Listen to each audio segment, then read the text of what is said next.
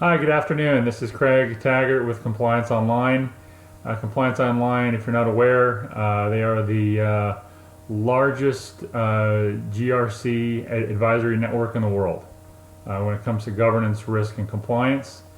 I've been working with them for quite some time as a consultant and instructor, and I want to make this video as a follow-up to a previous video that I made regarding upcoming webinars and seminars that I'm doing on a couple different topics involving anti-money laundering and OFAC, which is the Office of Foreign Assets Control.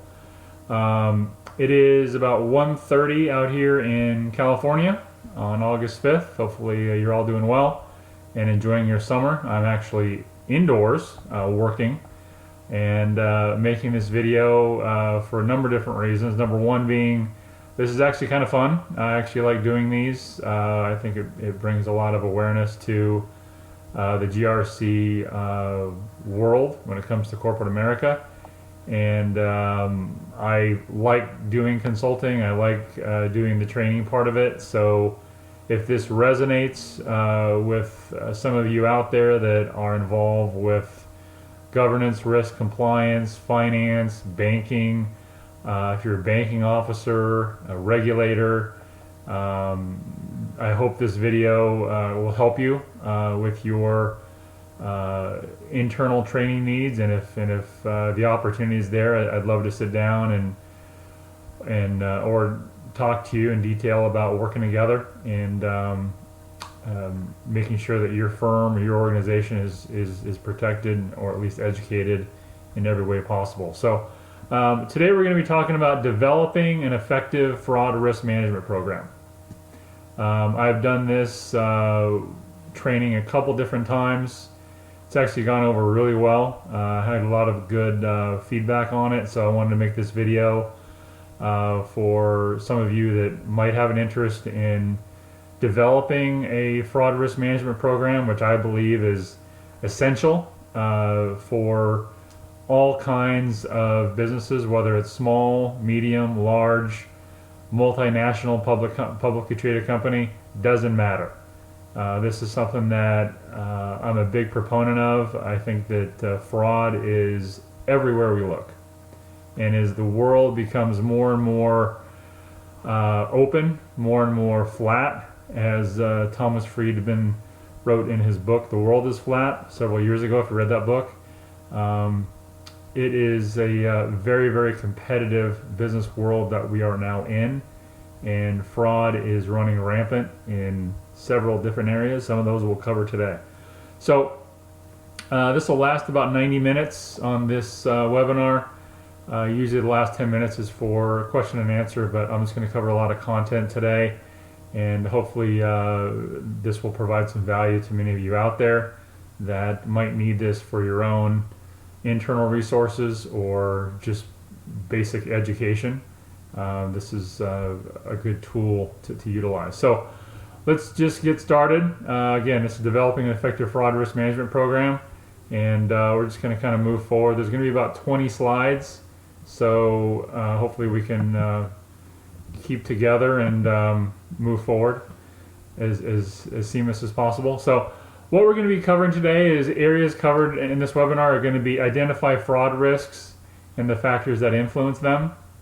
Number two is going to be analyze existing risk management frameworks and their application to managing fraud risk. Thirdly, we're going to learn how to develop and implement the necessary components of a successful fraud risk management program. Next, we're going to cover identify the elements of a strong ethical corporate culture, which obviously kind of speaks for itself. Next, conduct a cost-effective fraud risk assessment. So covering conducting a cost-effective fraud risk assessment. And then, so that's kind of the 5 topics there. And then the agenda is kind of a definition as the risk of fraud is just one of the many types of risks to be managed by an organization or company. But to let this risk fall out of focus can bring actually catastrophic results, short-term and long-term. Building an effective fraud risk management program to combat organizational fraud requires solid understanding of how and why fraud is perpetrated. This course will discuss the components of a fraudulent act, different types of fraud schemes, and the impact fraud has on organizations. It will also analyze why individuals commit fraud and why the threat of punishment alone doesn't usually deter potential fraudsters, which actually is unfortunate. That's supposed to be the goal, as we all know, but that often doesn't happen as we'd like. So definition of fraud, just so we're all kind of on the same page moving forward. Definition of fraud in law: fraud is deliberate deception to secure unfair or unlawful gain. A fraud is both a civil wrong, i.e. a fraud victim may sue the fraud perpetrator to avoid the fraud and or recover monetary compensation, and a criminal wrong, where a fraud perpetrator may be prosecuted and imprisoned by governmental authorities. The purpose of fraud may be monetary gain or other benefits, such as obtaining a driver's license by way of false statements.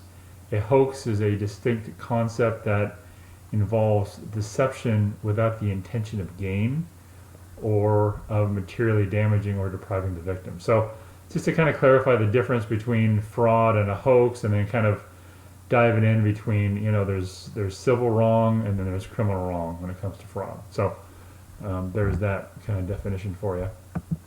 A little background about me. I usually cover this on a webinar that's usually in a PowerPoint, so I'll just kind of go over it in summary. But I've got about a decade of experience in the field of mergers and acquisitions and finance, business financing. I work very strategically with clients, very often business owners, high net worth individuals, to determine the actual value of their business. And this has allowed me to work at BCC Capital Partners, which is a lower middle market investment banking M&A firm here in Newport Beach. So that's kind of what I'm working on now. But that has allowed me to really gain a real strong understanding of transaction structure, strategic placement of buyers, how the sell side works, buy side works, raising capital, and just the overall engagement with clients. It's really been a really good learning experience. So, and I was actually able to go through the Alliance of Mergers and Acquisitions Advisors program through Pepperdine, which I highly recommend as well. So that was actually pretty fun. So I've been pretty educated in the area from a formal standpoint. I got my MBA at San Diego State over 12 years ago now. Kind of hard to believe. And then I got my bachelor's in organizational psychology out of Cal State Northridge. So state school guy, Southern California guy. So if you're in California, you went to state school, we're hanging in there. We're being strong against USC and UCLA. So anyway, one of the things I wanted to kind of touch on was I had a chance to have my own investigative business in late 2010 through 2013. Ended up selling it, but it was very much involved with investigations, very much involved with insurance claims, very much involved with fraud-based cases. And that allowed me to get kind of more education, right, from a formal standpoint. And I came across a tool that I think some of you should look into, and that's what's called the Certified Fraud Examiner designation.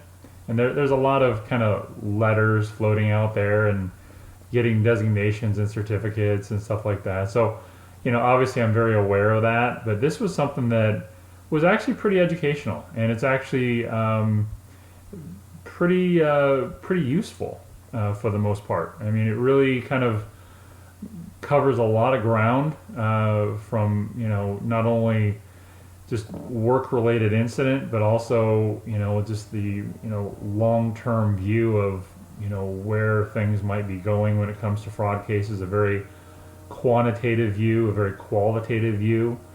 And they really do some good analysis as far as how to look into these individual cases. So it's called the CFE designation, and they have their own title, and I think it's being recognized by the Federal Bureau of Investigation by now. I'm not 100% certain, but I heard that was going in that direction. So just want to throw that out there for you. If you are working in fraud or investigations, you might want to check that out. Probably might help your career from an education standpoint and just real world experience. So it's all helpful, as I like to say. So kind of moving on, why you should attend this particular webinar, this particular video. This is not really a webinar. I'm just kind of making a video on this particular topic because I think it's very relevant for a variety of reasons, as we all know.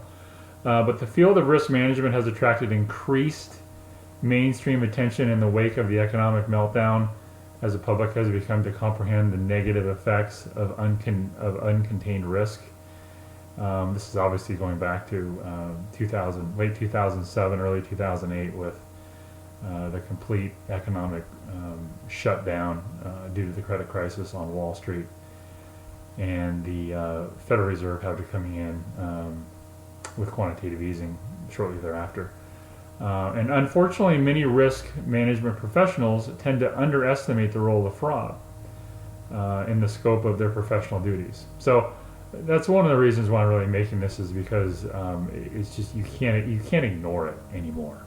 And one of the things I'll talk about on this video is that, you know, when we all come into a job, whether you're a W-2 employee currently or have been, or you're a consultant, or you own your own business, we all had to go through, you know, a large amount of paperwork, usually from human resources. And what I'm a big advocate of, or proponent of, is really to make this part of the actual framework of a corporate culture. I mean, have actual paperwork, question and answer quizzes, tests every year, on an annual basis, to really educate your employees on what fraud is, why you need to pay attention to it, and some of the factors in assessment, which we'll cover. So the fact that that's not part of the day-to-day oversight of many companies still today is surprising,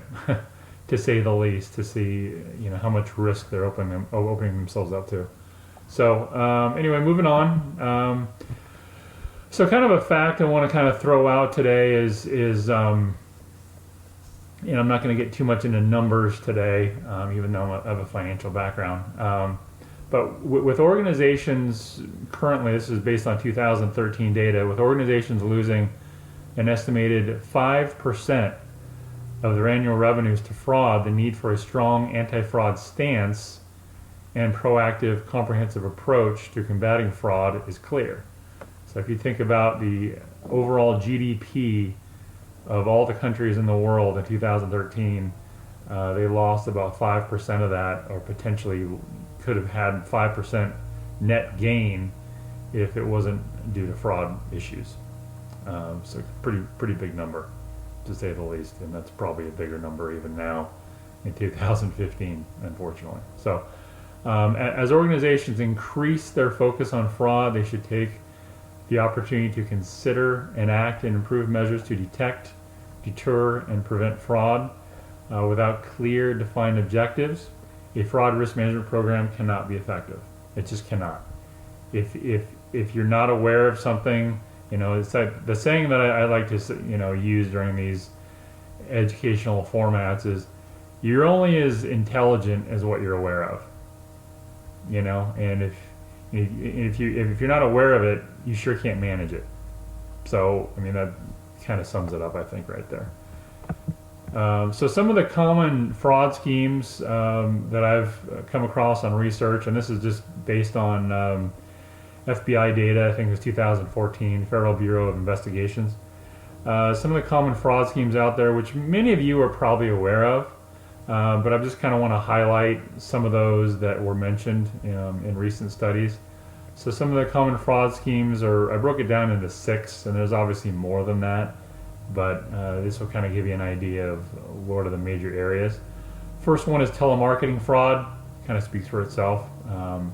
Second one is identity theft. Identity theft is probably the biggest or growing concern across, not only on a personal level, but on businesses alone, and even our own government. Our own government is being hacked by outside sources. Many believe is Chinese related, some believe it's internationally related to some extent. But even our own government firewalls are being hacked. So security, identity theft is of the utmost concern. Thirdly, advanced fee schemes. We've probably heard of those. Fourth is healthcare fraud, health insurance fraud. That kind of goes back to some of the areas that I dealt with my own business, and we had to deal a lot with health insurance fraud cases. Just very, very prevalent, unfortunately, within healthcare, especially with the major changes going on with Obamacare and the transition changeover of how insurance is handled, both from a carrier perspective to a monetary perspective to what the insurance carrier covers to what the individual covers and who's responsible for what. So there's a lot of issues being uncovered there. Redemption, strawman, and bond fraud. I won't really cover that. I haven't had a whole lot of experience in that area, honestly. Nigerian letter 419 fraud. That's just a lot of different types of letters being sent out over email that people interact with, respond to, and it doesn't end up to be a very favorable result, to say the least. So, kind of moving on. So this is a slide that is actually a pretty good slide that I've created. You can't really see it through this video, but it's called the Anti-Fraud Program, and it breaks down a fraud risk management program into four categories. The first one being governance, the second one being fraud assessment, the third one being fraud response, and the fourth one being fraud awareness. So there's really four key areas that I've identified that really encompass putting together an effective fraud risk management program. And under governance, we have having a risk management committee. Having an actual committee assigned to this area. And under that, we have such issues as fraud policy, monitoring reports, due diligence on staff, and intermediaries. So again, I mean, you know, whether you're a small business with 10 people, whether you're a multinational company publicly traded on all the exchanges, you're constantly dealing with full-time employees. You're constantly dealing with consultants, vendors, intermediaries, attorneys, customers, supply chain issues, international issues. You name it, you're dealing with it. And if you don't have some sort of governance regarding every one of those issues, you're leaving yourself open. So that's obviously what governance stands for. But I'd like to kind of clarify that just for video presentation purposes. Secondly, fraud assessment, and this is where I think really everything begins. A fraud assessment is really identifying potential fraud in products and processes. Control gap analysis, anti-fraud manual and procedures, fraud monitoring. Those are some of the issues under fraud assessment. And kind of going back to anti-fraud manual and procedures, I think that's kind of where it starts. And I touched on that a little bit at the top, and that's, I just think we're there. I just think as the U.S. still being the dominant power economically, some would argue China has caught up with the recent sell-off in their equity markets. That's probably not the case in the last 6 weeks, but they're definitely a growing power. My point is that there needs to be a anti-fraud manual and procedure in place in every company. Every employee, every consultant, every vendor, anybody that you do business with should have a firm understanding, review the policies and procedures of your company. It just has to be done. Every company is different. Everybody has their way of doing business. That's fine. That's what the private sector is all about. And that's okay. But you know, you need to have a baseline as far as what's okay, what's not okay, what's the level of expectation, and you can kind of really have a baseline of understanding there. So, but I think that's necessary to say the least at this point. So, thirdly, fraud response. Fraud response encompasses internal and external reporting. Again, kind of going back to my previous point, having a monitoring and reporting system, a manual in place. A fraud investigation manual. Again, this is right under fraud responses. Coordination with local authorities. So whether it's your local police, county sheriff, city, state, federal, whatever the case may be, you need to have local authorities involved, specifically when it comes to certain crimes, certain fraud-related issues, which we won't really go into today because I'm not speaking as an attorney. I'm just speaking as a consultant who's had some real-world and good experience in this area. So. The last one is fraud awareness, and obviously, like I said before, you're only intelligent as what you're aware of. Well, that applies to fraud awareness more than anything. So fraud awareness, that has to do with staff training and just being able to keep them refreshed, keep them up to date on current issues, what's top of mind, what's been happening in other industries, other competitors, just a way to keep people apprised of their job duties. Again, fraud manual come up again under fraud awareness. So there's obviously a theme here. So probably should work on that if you're not already working on one. Again, reporting process, and then there's a whistleblower policy. There's a whistleblower policy in fraud-related issues, and I've done another webinar on that as well. So anti-fraud program, this is a key in helping to develop a fraud risk management program. Governance, fraud assessment, fraud response, and fraud awareness. So those are the four key objectives there. So fraud assessment process. Fraud assessment process is a little bit about what I talked about in the slide, but this kind of dives a little bit deeper into the topic. Whether you're in your individual role or in a team setting, you're taking on a process of determining current or future acts of fraud. The process at a larger organizational level or within a function, the fraud assessment process is basically the same.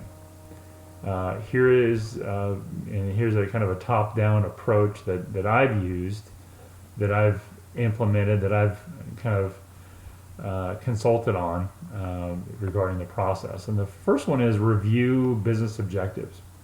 Just kind of a top-down approach. Take it, really general, kind of encompass everything you can. So just review your objectives. What are they? Do you know what they are? Maybe you haven't looked at them in 3 years. Maybe it's time to review them again. Secondly, review current assessed fraud and fraud categories. Review core processes tied to the objectives. Brainstorm fraud that can affect your organization. I actually feel from a personal standpoint and also from a professional standpoint as a consultant, I think brainstorming on this issue and many other issues within an organization or a company is critical.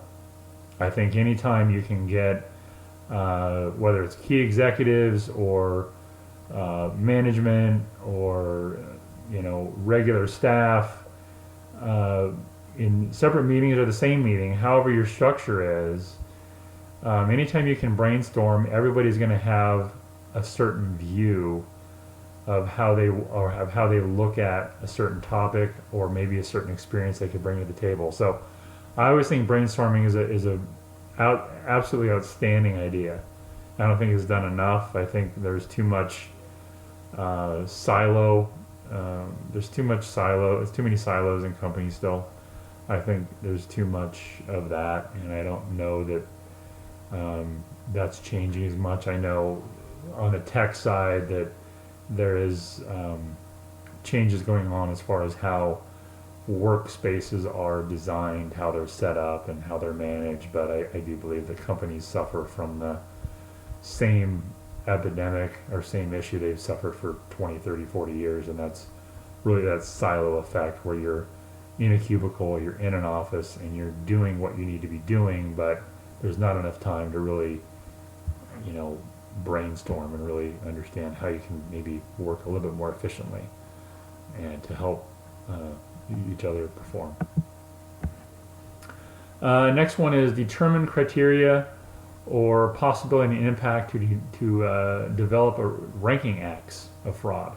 So this exercise is really to determine criteria to develop just a ranking system, acts of fraud, into what basically critical, which obviously is the most important, important, and then not important as it pertains to specific organizations or businesses.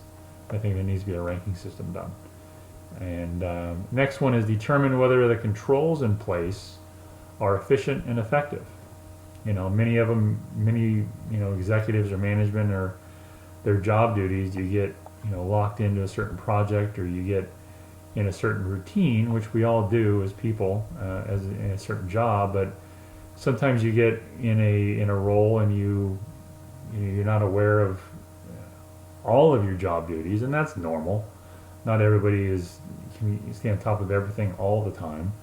But again, determine whether the controls in place are efficient and effective. There needs to be some kind of time set up in that regard. Whether it's a quarterly system, whether it's biannually, whether it's annually, highly recommended. Highly recommended. Lastly, action plans and more testing where needed. I come from a background of Wall Street where we had to take securities exams to even do the job, to even be in the industry. And with that, we had continuing education every 2 years. So that allows you to stay current with all current laws, current issues, new laws, new issues, new events that could impact or affect your career in the industry. So I think that is what's coming in the fraud world. Whether it's the same impact, I'm not sure, but that's what that's kind of going to as far as action plans. Just being more proactive and just testing where needed. And then there's just kind of going on. This is actually about halfway through my video presentation. So thanks for watching this far. Hopefully you're getting something out of this. We're about half an hour in. We're probably almost done. Probably done about an hour, about another 30 minutes or so. So one of my favorite quotes was actually which I thought kind of summed up this area quite well, was made by former Federal Reserve Chairman Alan Greenspan. And Alan Greenspan served, I think, the longest term that I've remember. But he served as chairman of the Federal Reserve from 1987 to 2006. So to say that he saw a lot in the economy is a understatement, to say the least. So that's 20 years as Federal Reserve Chair. So I respect him a great deal. I think he did a tremendous job. But anyway, his quote was, "Corruption, embezzlement, fraud. These are all characteristics which exist everywhere. It is regrettably the way human nature functions, whether we like it or not. What successful economies do is keep it to a minimum. No one has ever eliminated any of that stuff." And that's a direct quote from Alan Greenspan, Federal Reserve, the Chairman, Federal Reserve. So, kind of sums it up, what we're facing. So in this course, participants or obviously viewers of this video or trainers or corporate trainers or executives who are interested in this particular fraud risk management program, what we're trying to do here is really learn how to set program objectives and define risk appetite as the first step in building the program. You have to have some kind of base to build an effective program. So we're really trying to set the objectives and define the risk appetite, and that's kind of where this starts. And then we're discussing the steps involved in developing a fraud risk management program, as well as the program components necessary to fully manage the risk of fraud. Review risk management frameworks, and we'll be introduced to the concept of fraud risk, including the factors that influence it. We're basically learning why businesses should manage fraud risk and who within the organization is responsible for this task. So, and that's another issue as well, which I won't spend too much time on, but there's a lot of overlap in companies, specifically privately held companies and lower middle market companies, publicly traded companies, within a certain market cap where you have people that are wearing more than one hat, and that's obviously normal. There's a lot of skill sets that overlap in many companies or organizations, but learn why the business should manage this issue. Why should it manage fraud risk at all? And then, do you have a designated person to handle this? Many, in my experience, many don't. Many will refer it to counsel. Many will refer it to a manager. Many will refer it to human resources. Do you have a chief risk officer? Do you have a chief fraud management officer? I don't know. Is that necessary? More than likely, it's going to be necessary if it's not already there or you haven't faced it yet. So, learning objectives, which we're already kind of into: identify, assess, and manage fraud risk from all sources, and support fraud risk management initiatives by establishing an anti-fraud culture and promoting fraud awareness throughout the organization. Be able to develop a system of internal controls to address the entity's fraud risks and address and respond to any identified instances of fraud.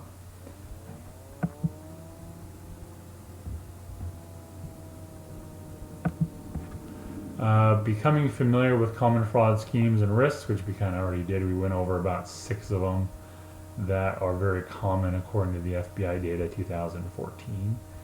Identify fraud scenarios and schemes that threaten the organization. Maybe there's some experiences there that people can share or come from a competitor that could make things a little bit more aware within your own organization. Identify the red flags and encourage ethical corporate culture. Building a strong anti-fraud policy, kind of going back to my policies and procedures manual backbone of a company. Promote fraud awareness to employees at all levels of the organization.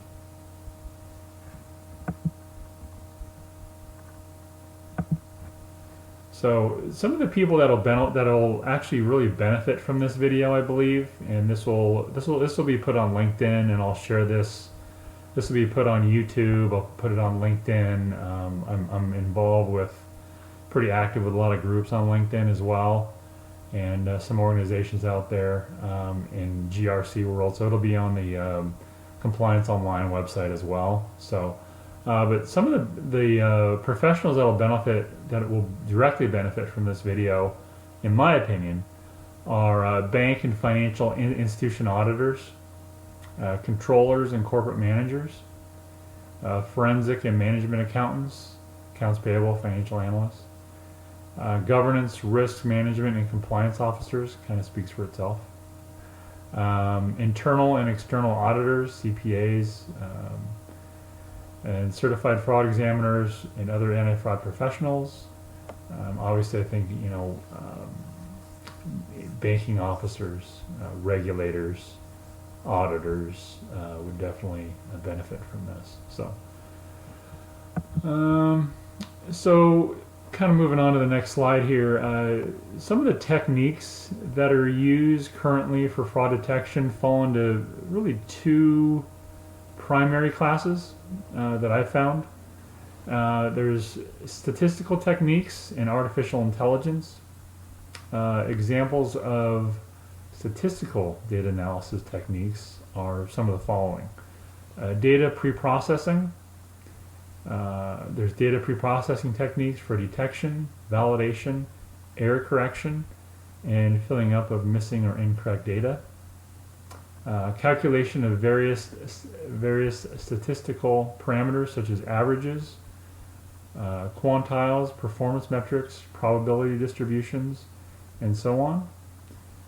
For example, the averages may include average length of call, average number of calls per month, and average delays in bill payment. So again, just having, really utilizing technology is what I'm really trying to accomplish with this part of the presentation, is really utilizing, encompassing, making technology your friend is as much as possible, because if you can use data analytics, if you can use metrics that can really help you manage and monitor your own employees, and we're just using an example here of phone calls. So it could be somebody in sales, it could be an account manager, an account executive, technical support. If there's somebody who spends a lot of time on the phone every day, you can really put metrics in place that can really say, okay, this is the median, this is what they should be doing, and then if there's an outlier for a given week or a given month, then obviously that's going to be a red flag to you, and you want to do some more research. You want to really do due diligence and find out, okay, is there something else that we should be paying attention to here? So really, utilizing stats and artificial intelligence. I think technology is only going to make our lives better for the most part, specifically when it comes to making companies and organizations more efficient. So why not embrace it? It sure isn't going anywhere. So let me just check here. I think we're almost done. Let me just get through a couple more. So the next one is just models and probability distributions of various business activities, either in terms of various parameters or probability distributions. So again, we're kind of going into very analytical data analytics, terminology here, but it's important to know, especially if you're not somebody who is in IT or work directly in information technology. But there's certain things such as user profiles for logging on and off computers. Desktops, laptops, there's user profiles captured every day. Time series analysis of time-dependent data. Clustering and classification to find patterns and associations among groups of data. So you can cross-reference data matches. Matching algorithms to detect anomalies in the behavior of transactions or users as compared to previously known models and profiles. Techniques are also needed to eliminate false alarms, estimate risks, and predict future of current transactions or users. So all real beneficial, and all need to be encompassed or at least reviewed as a go-forward strategy when it comes to developing a fraud risk management program. So, that kind of wraps it up. We went a little bit quicker than I wanted to, but this is about 40 minutes in length. But I think it covered a lot of ground. I think it kind of gives you a real basic framework for developing something like this, and some of the real reasons why to do this. And I'd love to interact with some of you out there. If you have some questions, if you have a chance to take a look at this video down the line. Again, I'm very active on LinkedIn, very active with Compliance Online, and actually 4 other GRC advisory firms throughout the country that like the way I do webinars, like the way I do seminars and consulting and doing training and stuff like that. So anyway, I'll kind of wrap it up for now, but if you could take a look at this video, I appreciate your feedback, and I look forward to talking to you hopefully in the future about other issues, and I hope you're all doing well, and best of luck in the future, wherever you may be. Talk to you soon, and take care. Bye from California.